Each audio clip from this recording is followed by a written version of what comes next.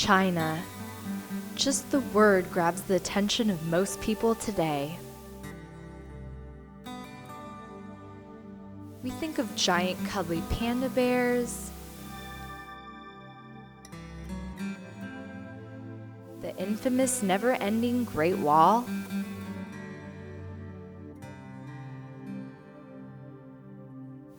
the widely watched 2008 Summer Olympic Games,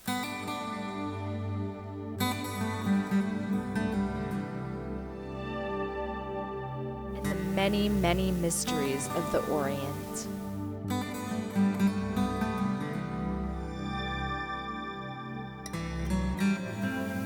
The amount of social, economic, and even political change in Asia, particularly in the People's Republic of China, has been staggering in the past 2 decades.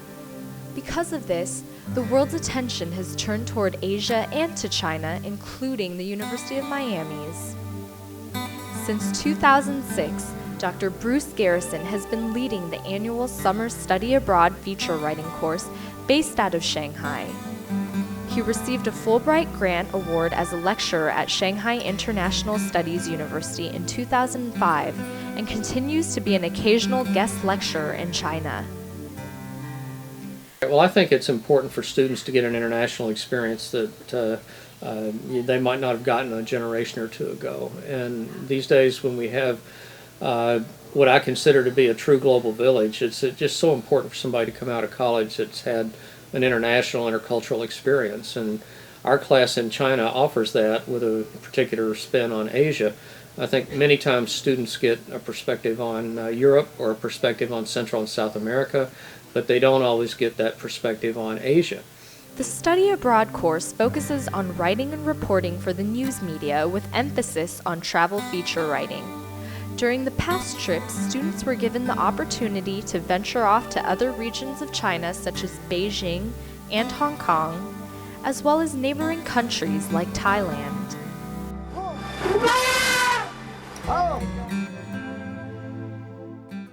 Well, what we try to do during the class is to get out and see the country, first of all, to expose ourselves to the culture, to the people, anything and everything that's contemporary modern China. Now, at the same time, there's some journalism involved, and what we try to do there is several different kinds of things: writing, reporting, photographing, shooting video, whatever it takes to get out and report stories, feature stories most of the time. We also meet with journalists, we tour newsrooms, and all of that comes together, I think, to give a little bit of a perspective on the kind of journalism that's being done by foreign journalists who come into a country like China, but also by journalists who live and work in China every day. We meet both kinds. By living and working in Shanghai and these other locations, students learn about the culture China and Thailand have to offer. There's so many people in China, and it's easy to say, but you don't really get it until you're there. So even just the smallest, most normal things we did, like going through the subway stations, through the metro, underground, there would just be a swarm of people, except that a swarm doesn't even begin to convey it. Shanghai has 18 million people, and when you come from a small town or you go to a school that only has 10,000 undergraduates, 18 million just seems like the universe. I think the most rewarding part of the trip was being able to meet and interact with other students, people around my age.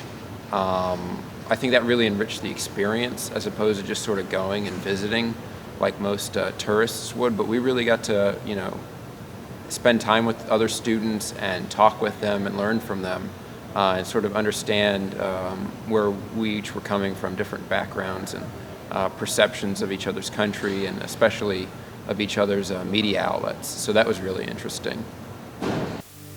They expand their culinary knowledge by eating at various restaurants and marketplaces. Eating was always an experience in China, especially for me. I'm a vegetarian. It was always an adventure trying to find food that I could eat. And the problem wasn't so much that the food wasn't available, it was just a matter of not being able to speak the language, so it's the communication of trying to say, I'm a vegetarian, that was really challenging.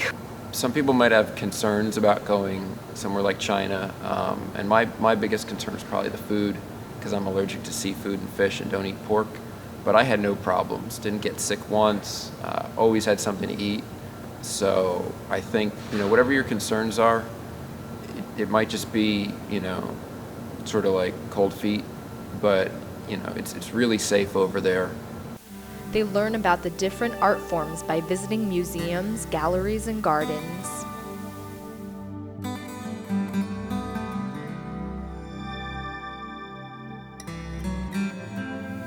They get an inside look of Chinese and international news media by meeting with Chinese journalists and Western correspondents to discuss their work and to discuss how developments in China are reported to the rest of the world.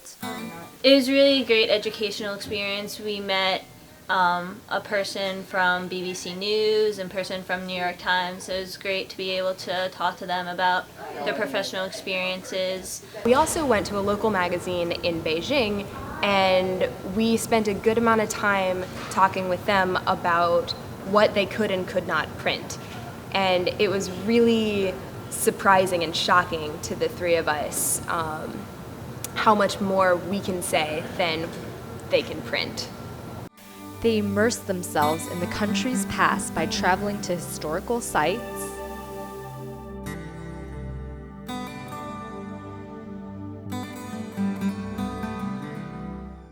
not only was it a great journalism experience, but you get so many other experiences out of it. Like, I learned so much about the architecture of all the different buildings we traveled to, from Tiananmen Square to the Forbidden City to the Great Wall of China.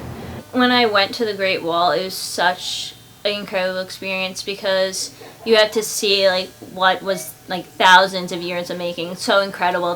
These people built it by hand, and it makes you feel so small and so insignificant. they step out the box that they've been living in and get an unforgettable experience that compares to no other. Even though it is a study abroad trip and you have, assignments, requirements, things like that to do, there's a good amount of freedom to go and explore and sort of make the trip your own.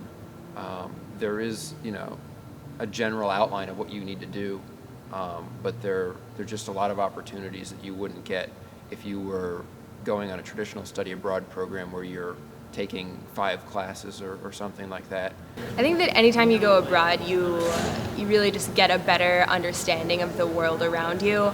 And so, of course, in addition to the great opportunity of learning more about journalism, you get to go to a place that most people never get a chance to go to. And that kind of worldly experience is just something unforgettable. It's just one of the best opportunities I could ask for, not only in college, but in my life. And it's something I'll be talking about for the rest of my life. I mean, it's just, I think, a very enriching experience for students, and they learn and they grow. I've seen so many times students who go outside of the normal box that they live in, and they come back different people. And I hope that this course does a little of that for each of the students that are in it. This is just a small bite out of the trip as a whole. For additional information, interested students should contact Dr. Garrison by calling 305-284-2846 or by emailing him at bruce@miami.edu. Remember, class sizes are limited.